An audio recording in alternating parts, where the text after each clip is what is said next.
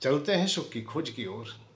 हर प्राणी का कर्तव्य मानो ये स्वाभाविक ही है कि वो सुख खोजता है। जिसने जीवन पाया है वो निश्चित सुख की ओर चलना चाहता है।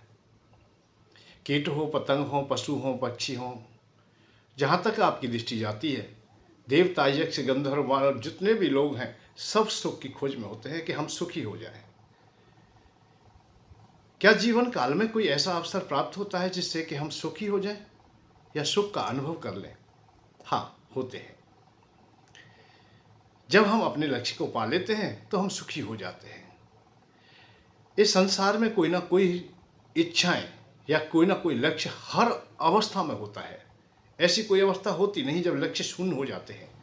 जब लक्ष्य शून्य होंगे हम लोग तो निराकार ब्रह्म की उपासना के लिए पात्र बन जाते हैं। स्वाभाविक शून्य ही निराकार ब्रह्म की उपासना है, परंतु ऐसा बड़ा कठिनाई से होता है।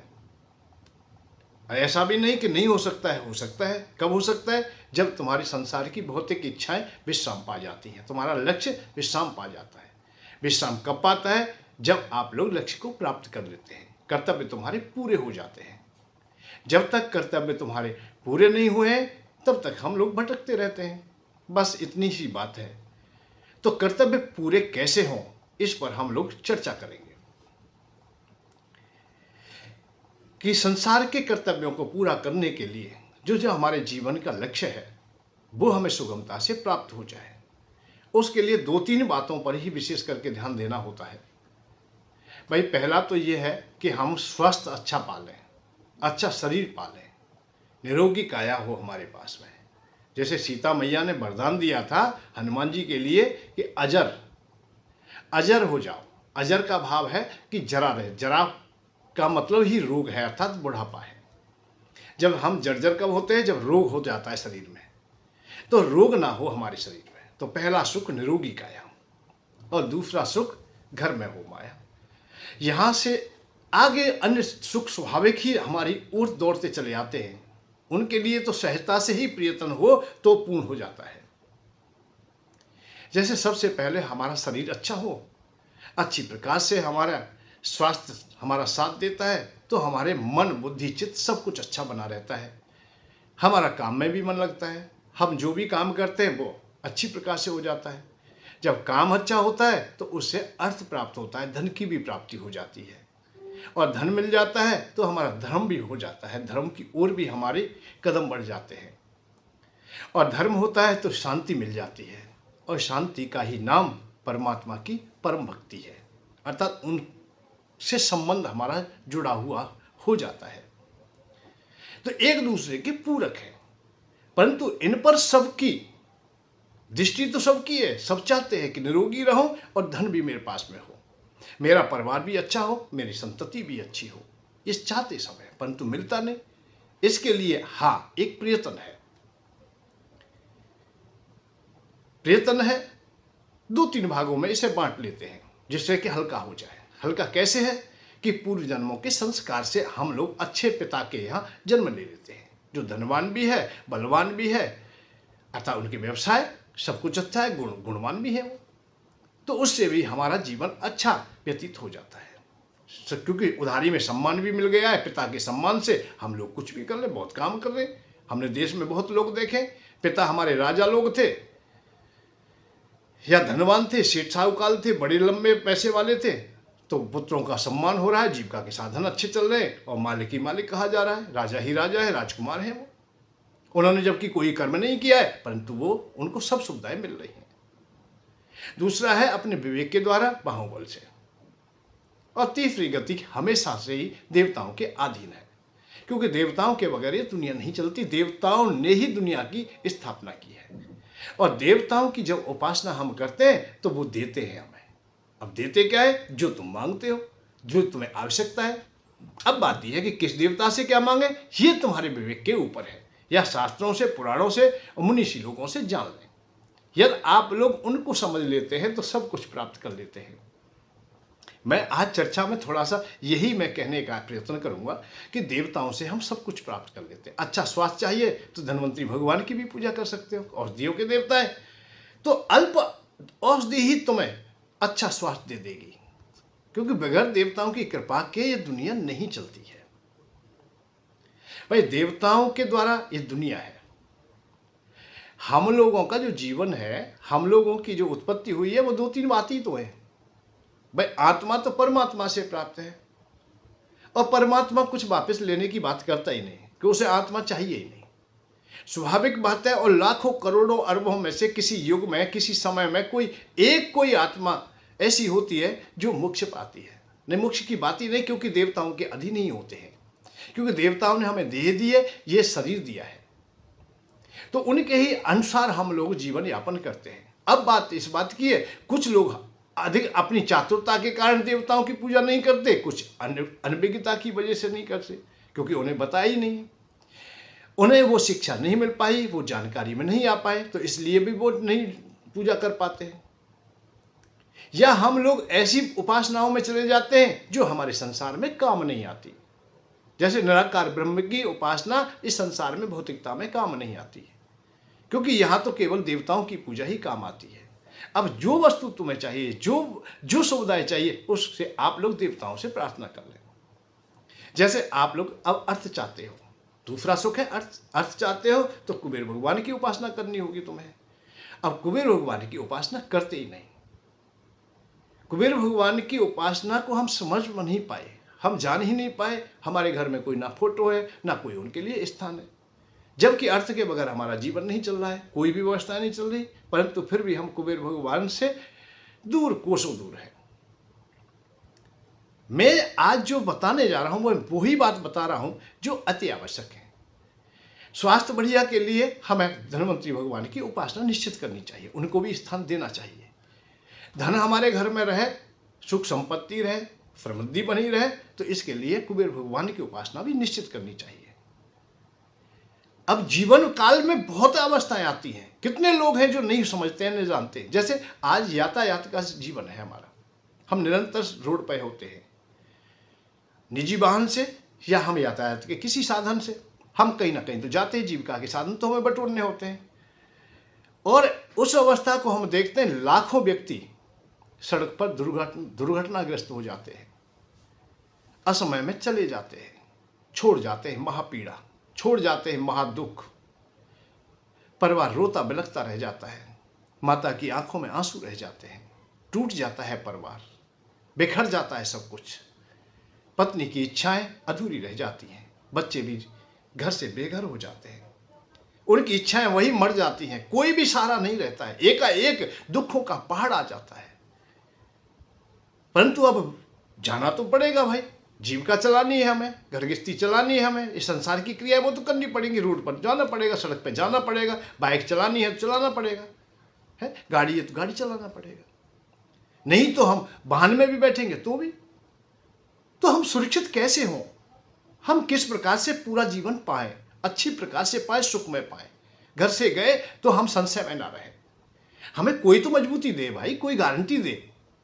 हाँ है, देवता लोग हमारी सहायता करते हैं, पर हम उनको नहीं पूछते, हम अपने बाहुबल से ही चलना चाहते हैं, हम अपनी चातुरता से ही चलते हैं कि हम नहीं मानते किसी को। कितने लोग कहते मिल जाएंगे, हम नहीं मानते, ऐसे नहीं है, ऐसे नहीं है।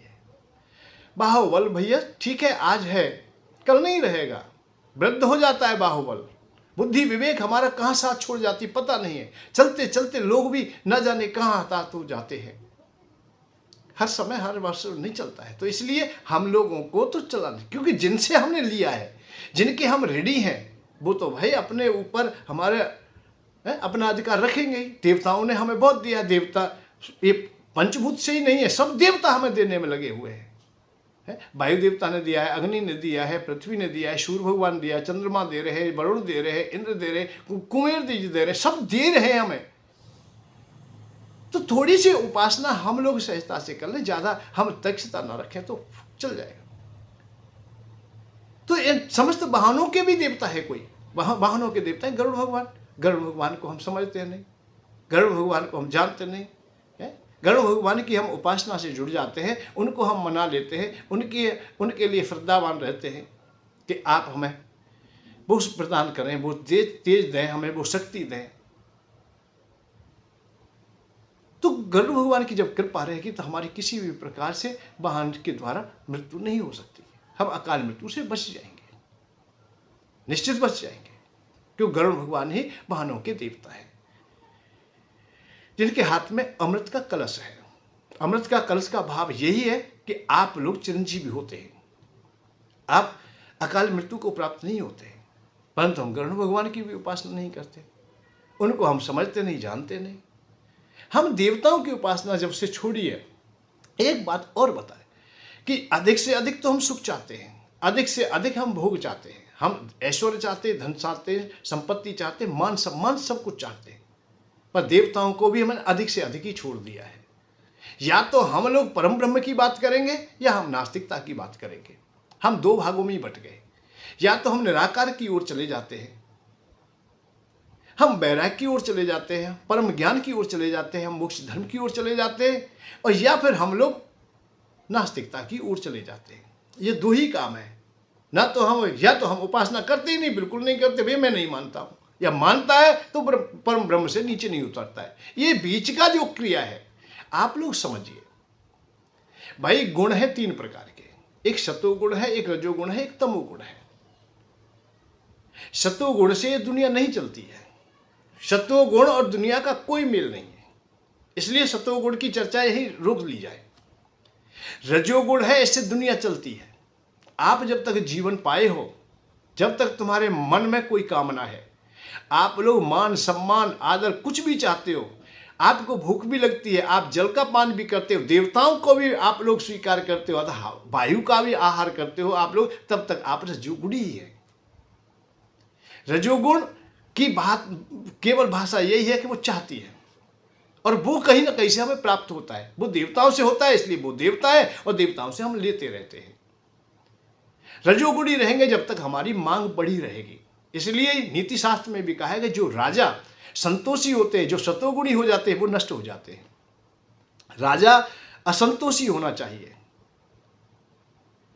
इसलिए क्यों अपना विस्तार करता रहे, अपनी प्रजा के लिए धन संचय भी करे, शस्त्र आदि का भी ध्यान रखे।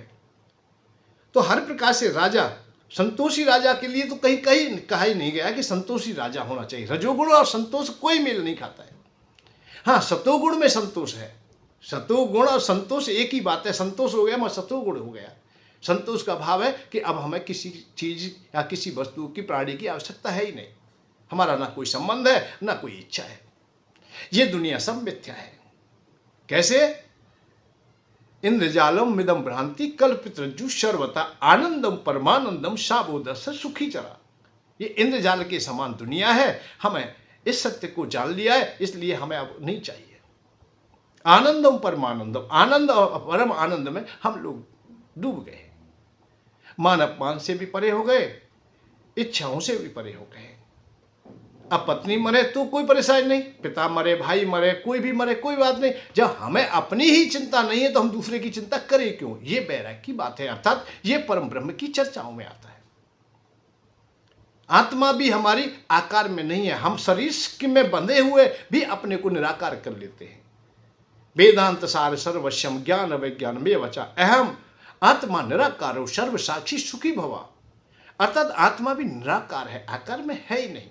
जब ये बात हम लोग चर्चा में ले आते हैं तो फिर हम ब्रह्ममय हो जाते हैं, हम वैरागी हो गए, हम परम ज्ञानी हो गए हैं।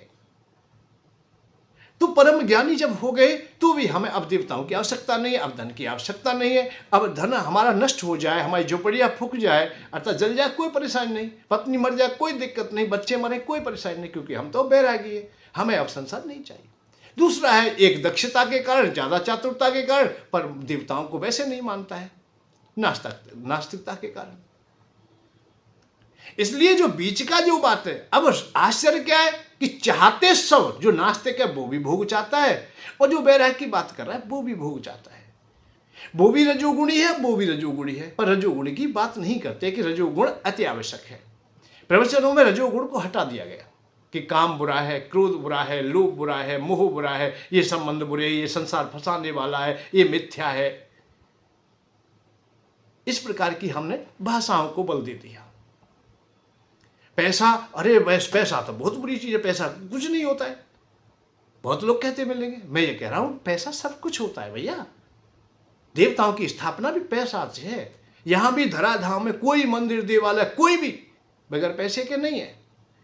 नदी उसी का सम्मान है जिसके पास में घाट अच्छे हैं, नहाने की व्यवस्थाएं अच्छी हैं। जो धनवान नदी हैं उन्हीं को, गंगा माँ के घाट बढ़िया है तो उन्हीं की चर्चा है। मंदिर देवालय वही अच्छे हैं जिनके पास धन है, अर्थात बड़ी बड़ी दीवारें हैं, जिनके पास सुख सुविधा है, बड़े मंदिर है, वही उनका सम्मान है। उन्हीं आश्रमों का भी विशेष सम्मान है जहां पैसा है। तो रजोगुण का तो हमेशा सम्मान है, परंतु बैरागी भी रजोगुण चाहता है और वो नास्तिक है वो भी चाहता है। अच्छा, रजोगुण प्राप्त किससे होता है? वो देवताओं से होता है, परंतु देवताओं की पूजा नहीं करते। यहां परेशानी है। जो हमारे सामने अधूरापन आया वो यहाँ आया। इसलिए हम लोग देवताओं की पूजा तो करते, गरुड़ भगवान की पूजा नहीं करते, हम आदर नहीं करते, जानते भी नहीं कि भाई वाहनों का कोई देवता है, जो संसार में गतिमान है उनका कोई देवता है, ये हमने समझा ही नहीं। अकाल मृत्यु को भी तारने की क्षमता है। गरुड़ भगवान की उपासना से किसी भी प्रकार का विष तुम पर कोई प्रभाव करेगा भी नहीं, कुदृष्टि भी ना पड़ेगी। इस प्रकार की उनकी गौणिकता है। पर वाहनों के देवता को हमने जाना नहीं, समझा नहीं, इसलिए हम लोग सुरक्षित नहीं होते। इसलिए हमें देवताओं के कवच में चलना चाहिए, उनके सुरक्षा में चलना चाहिए। इसलिए हमारे मुनीषी लोगों ने समस्त देवताओं के कवच निर्धारित किए, उनके यंत्र निर्धारित किए, उनके मंत्र निर्धारित किए कि आप लोग इनको धारण कीजिए, इनको स्वीकार कीजिए, उनसे आप लोग सुरक्षित हो जाओगे। आप लोग सीरियल में भी देखते होंगे, जब रावण नाना प्रकार के अस्त्र शस्त्र छोड़ रहा है तो भगवान राम ने एक ऐसा अपने में मंत्र जाप किया है कि उनके चारों ओर एक आभा फैल जाती है और उसको पार करके कोई भी बाण भीतर नहीं जाता, कोई शक्ति भीतर नहीं जाती। ऐसा ही सीरियल में लवकुश के युद्ध में भी दिखाया गया है। तो एक आभा तैयार हो जाती है, उसको कोई पार नहीं कर सकता है। कभी कभी सूर्य चंद्रमा के सानिध्य में भी तुमने आभा देखी होगी। मेरा इशारा कहने का यही है कि जो आभा होती है हमारी, वो हमारी मजबूत होनी चाहिए। मजबूत होती है देवताओं के मंत्रों से, यंत्रों से, या उनके सुरक्षा कवच से। हमारी पृथ्वी भी एक आभा में है, हमारा एक बेस है।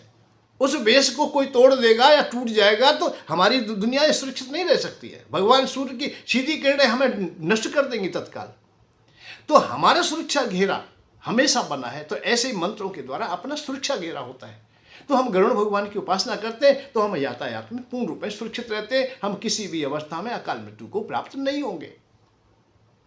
वाहन भी तुम्हारा सुरक्षित रहेगा, आप भी सुरक्षित रहेंगे, या किसी भी विषम परिस्थिति में भी फिर भी तुम्हारी देह तुम्हें मिल जाएगी, अर्थात तुम बच जाओगे। कुबेर भगवान की उपासना करते हो तो आपका अर्थ मजबूत होगा, जैसे भी होगा, चाहे या न चाहे, पर कुबेर भगवान की उपासना कर ले, आपको धन मिलेगा। आपको आवश्यकता नहीं कुबेर भगवान की उपासना करते फिर भी तुम्हें मिलेंगे। जैसे आप हिमालय की कंदरा में जाएं, ना चाहते हुए भी तुम्हें सर्दी मिल ही जाएगी, अतः शीतलता मिल ही जाएगी। ऐसे धनवंतरी भगवान की उपासना करते हो आप लोग तो आपको शांति मिलेगा, अतः स्वास्थ्य बढ़िया मिलेगा। तो हम लोग देवताओं की उपासना की ओर नहीं गए, ये अधूरापन है। अब बात इस बात की है कि हमें इतना कुछ सिखा दिया गया जो हमारे संसार में काम नहीं आता है। हमें रजोगुण की बातों से बाहर कर दिया गया, बातें हमें सतोगुण की दी गई, हमें निराकार ब्रह्म की उपासना तक पहुंचा दिया गया, और उन लोगों ने पहुंचाया जो खुद न जा पाए हैं। यही थोड़ी सी विचित्र अवस्थाएं आती हैं कि खुद तो गए नहीं और हमें ढकेल के भेज रहे हैं। अब ये भी उनको सही प्रकार से ये भी अनुभव नहीं है कि ढकेल तो रहे परंतु वहां है क्या, सुनी सुनाई बात कह दी, अनुभव में लाए नहीं। तो अनुभवहीन बड़ी विचित्र अवस्था होती है।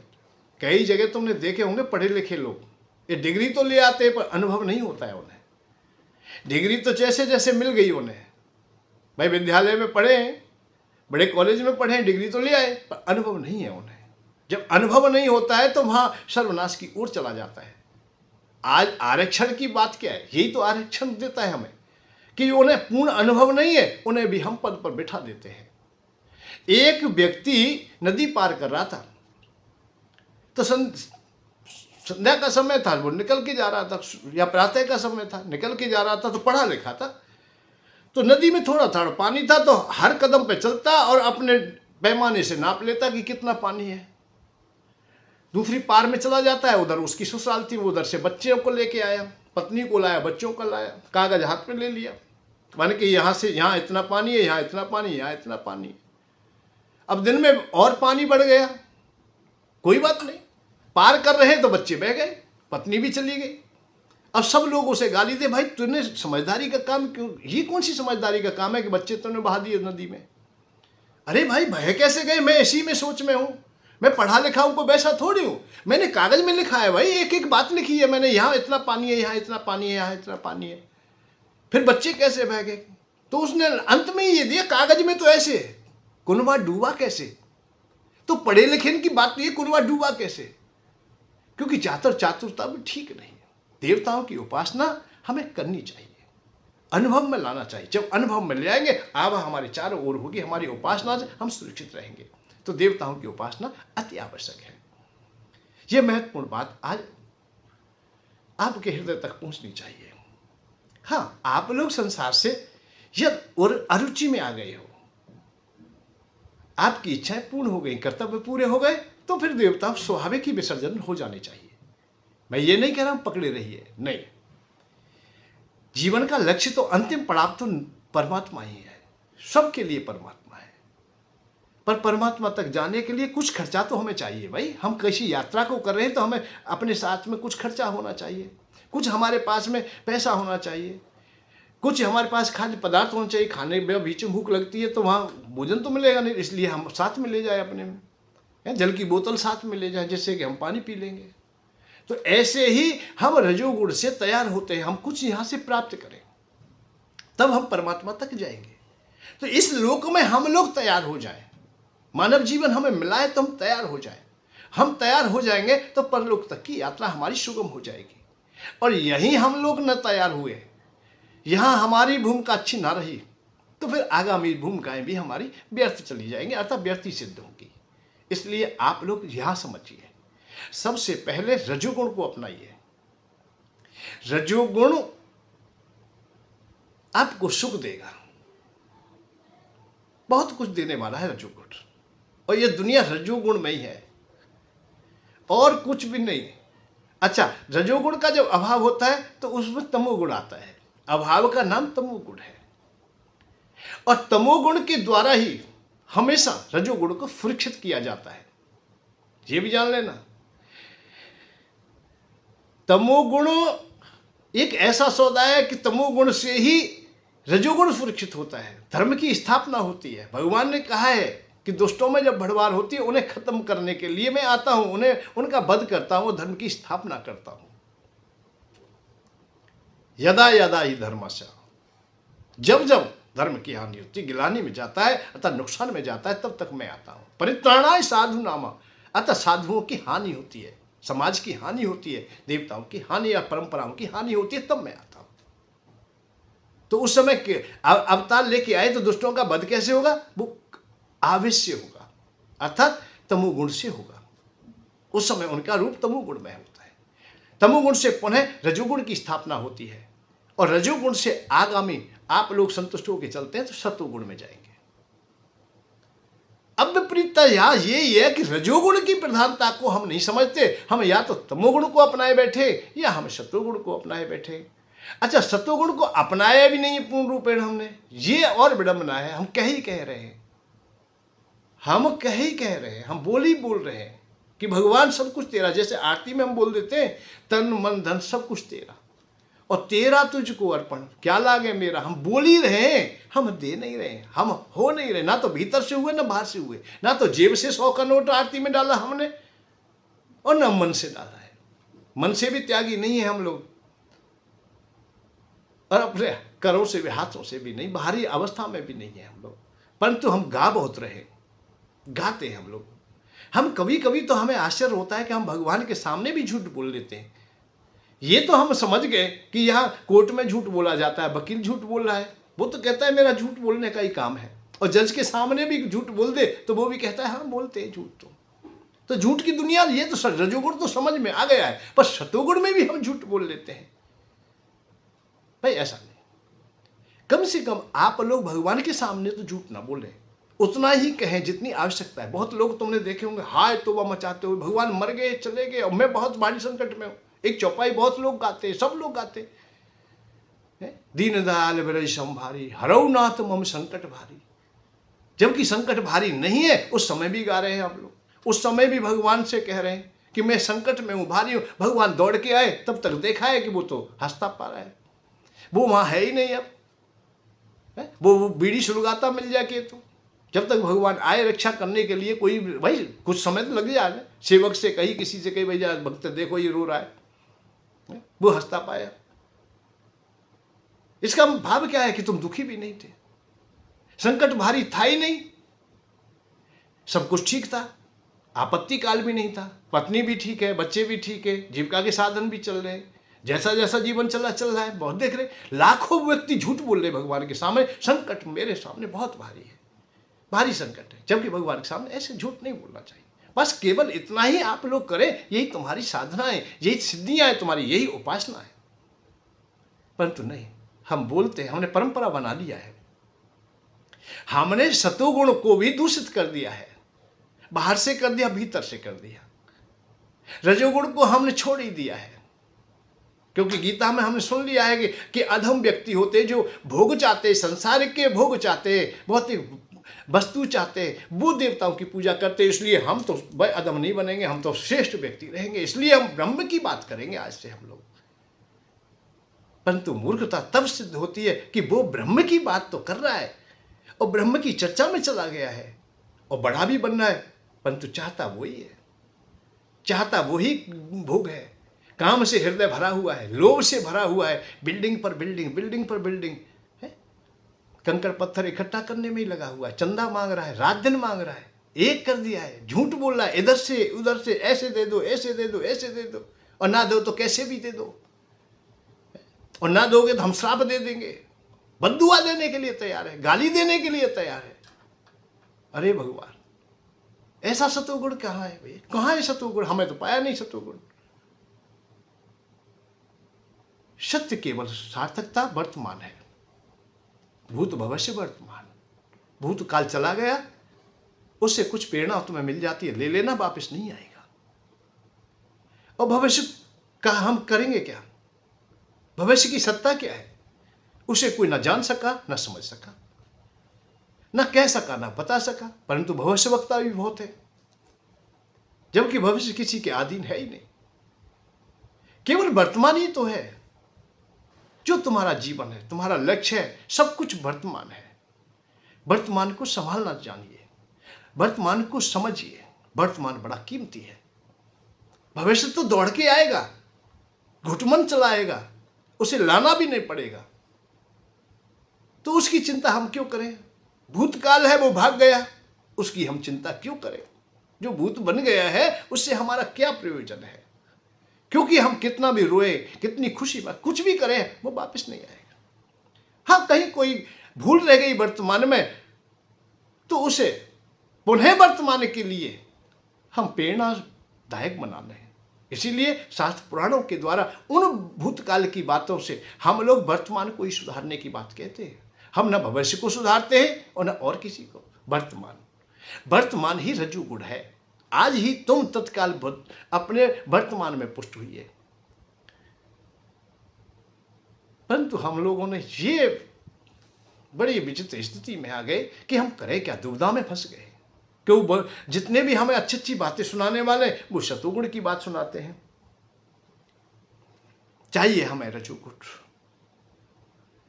हमें चाहिए कि हमें अच्छा भोजन मिले, अच्छे वस्त्र मिले, अच्छा मान सम्मान मिले, अच्छी पत्नी हो, बच्चे अच्छे हों, सब चीज़ अच्छा हो। अच्छे की खोज में, हम सुख की खोज में है, परंतु वो त्याग की खोज में है। वो केवल त्याग की बात बताते हैं। मैं ये बात कहना चाहता हूँ भाई, मरने की बात बहुत कर ली, बहुत मरने की बात कर ली कि उपवास करो, साधना करो, समाधि करो, ध्यान करो, मान सम्मान से परे चले जाओ, पैसा कुछ भी नहीं है, काम बहुत बुरी चीज़ है, क्रोध बुरी चीज़ है, लोभ बुरी चीज़ है, ये बहुत गाली दे ली, बहुत कुछ मरने की बात बहुत कह दी। अब पाने की बात करो, जितनी भी कहो, जीने की बात कहो कि जिए, खुल के जिए, काम को अपनाइए। काम को त्यागने की बात क्यों करते हो भाई? काम को अपनाने की बात करो। लोभ को अपनाने की बात करो, त्यागने की बात क्यों करते हो? और मैं तो इसलिए कह रहा हूं, आज करोड़ों लोग कह चुके हैं कि काम, क्रोध, लोभ ये सब बुरे हैं। जब उनके बुरे होने से वो खत्म ना हुए तो मैं क्यों उस कम पंक्ति में शामिल हूं? इसलिए मैं अकेला कह रहा हूं कि काम ही हो जाइए, लोभी हो जाइए, मोही हो जाइए, विषयी हो जाइए। विषयी सुख देंगे, विषयी स्वर्ग पहुंचाएंगे। अरे आपको देवता बना देंगे।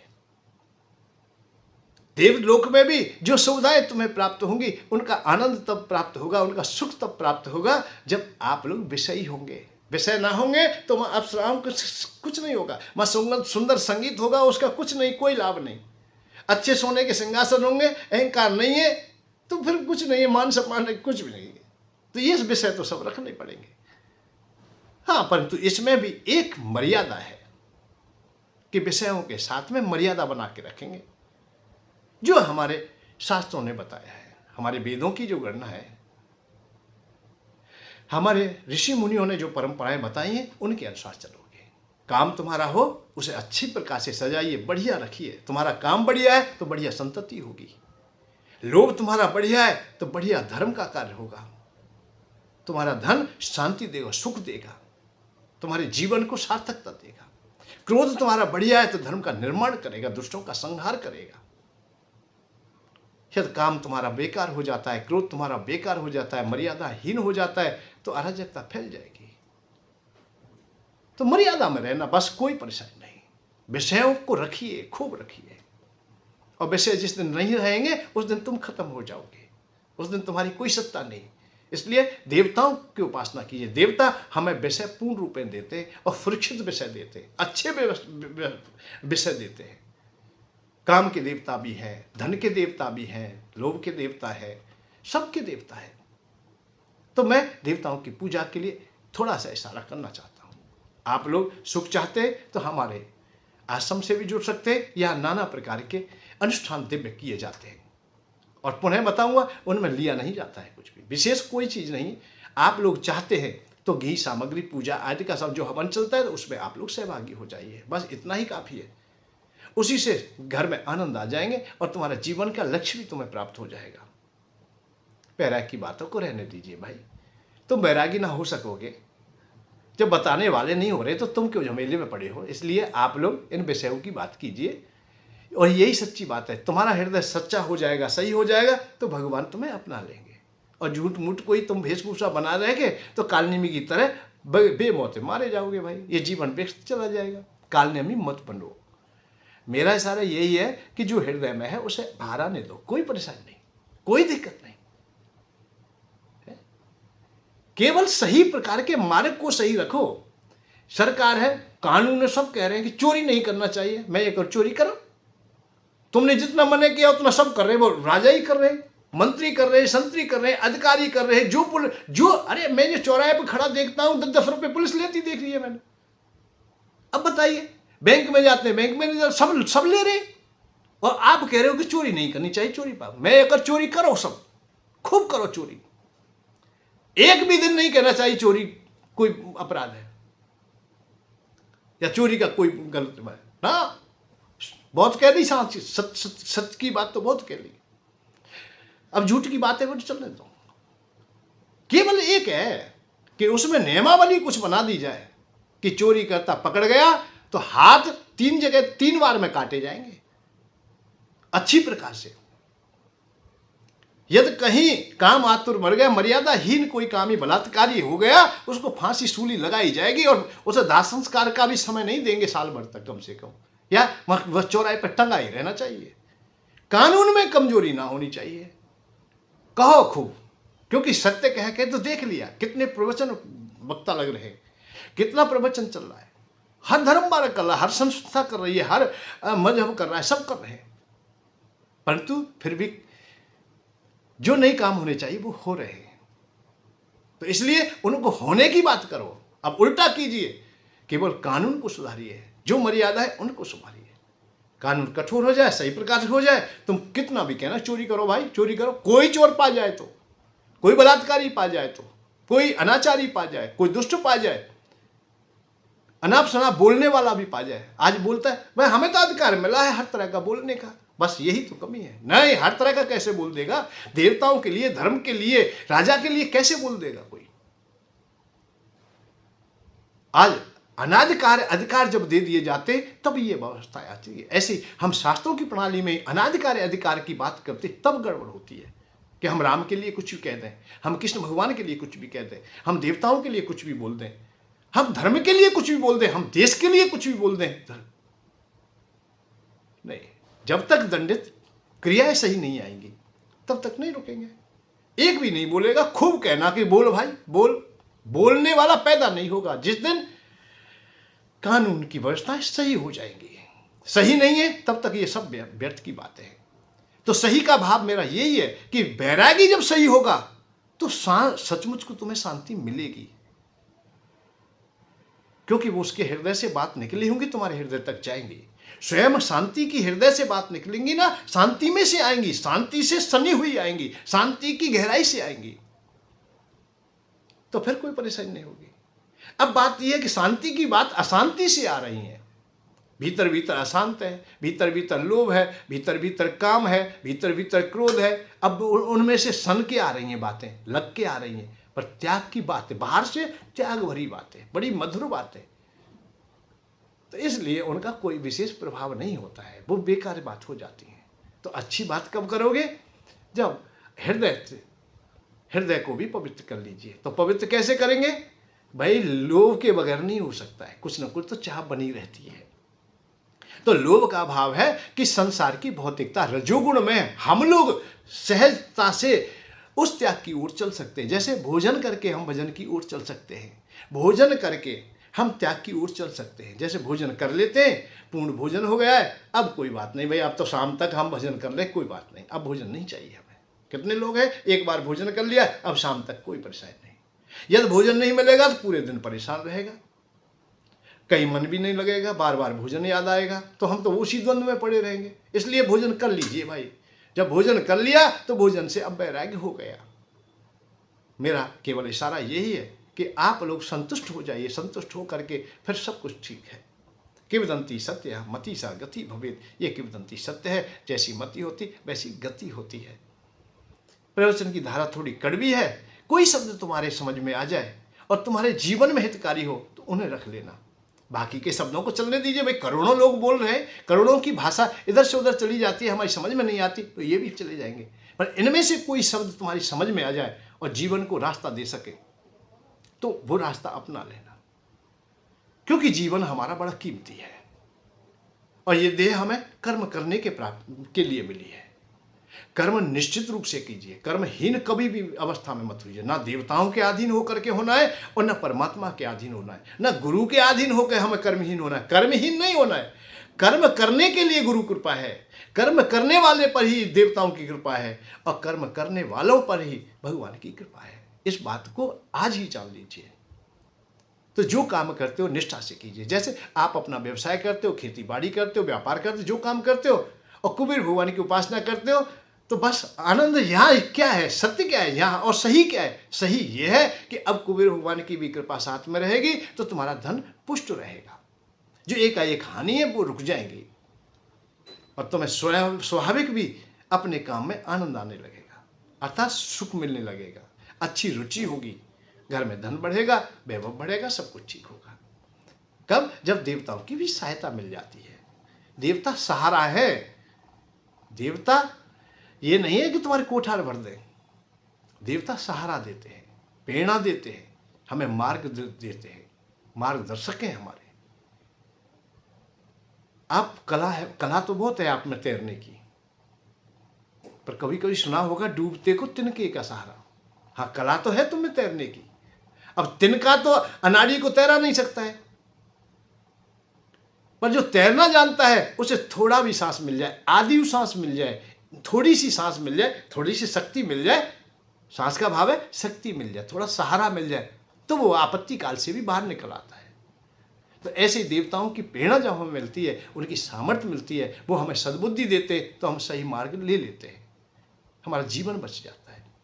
कभी कभी देखा है तुमने थेरेपी करते हुए, किसी के हार्ट अटैक हो गया है, कोई बात हो गई, तो भैया छाती दाब दो, है भैया मुंह से सांस दे दो, थोड़ा सहारा मिल जाए। ऑक्सीजन लगाते हैं वो सहारा ही तो है, जबकि वो जीवन तो नहीं है। यदि ऐसा होता तो वो सदैव के लिए अमर कर देता, नहीं, सहारा है वो। तो ऐसे देवताओं की सहायता आप लोग निश्चित लीजिए। यदि भोग चाहते हो, संसार चाहते हो, तो निश्चित रूप से देवताओं के बगैर एक कदम भी मत चलिए। निरोगता चाहते हो, धन्वंतरी भगवान के यज्ञ में सम्मिलित होइए, उनकी कृपा प्राप्त कीजिए, उनकी उपासना कीजिए, घर में फोटो रखिए, तस्वीर रखिए, उनकी भी 2 अगरबत्ती लगाइए भाई, दीपक जलाइए। धन चाहते हो तो कुबेर भगवान की कीजिए, क्योंकि वो भी धन के मालिक के धनाध्यक्ष हैं, उनसे ही धन मिलेगा, हमारा धन पुष्ट होगा। एक दीपक उनके नाम का भी सही है भाई। सब और देवताओं करें तो उनकी भी कर लेंगे, है? हम यातायात के बगैर नहीं रह सकते, इसलिए गरुड़ भगवान की उपासना से जुड़िए, अर्थात उनके सुरक्षा कवच में रहिए। और आप लोग और आलसी हो, नहीं कर पाते हो, और सही प्रकार की सिद्धियां तुम्हें प्राप्त नहीं हो सकती हो समय, तो आप लोग हमसे प्राप्त कर लीजिए भाई, हम तुम्हारा सहयोग करेंगे। इसमें घी सामग्री, पूजा आदि का सामान आप लोग देंगे, सुरक्षा कवच आपके पास में होगा। आप वाहन से भी बच जाएंगे, आप अकाल मृत्यु से भी बचेंगे, धन भी पुष्ट होगा, निरोगता भी आएगी।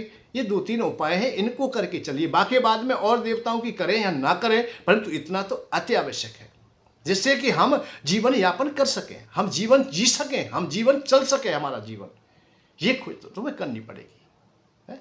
फिर कल देखते हैं। जय श्री राधे, जय श्री कृष्ण।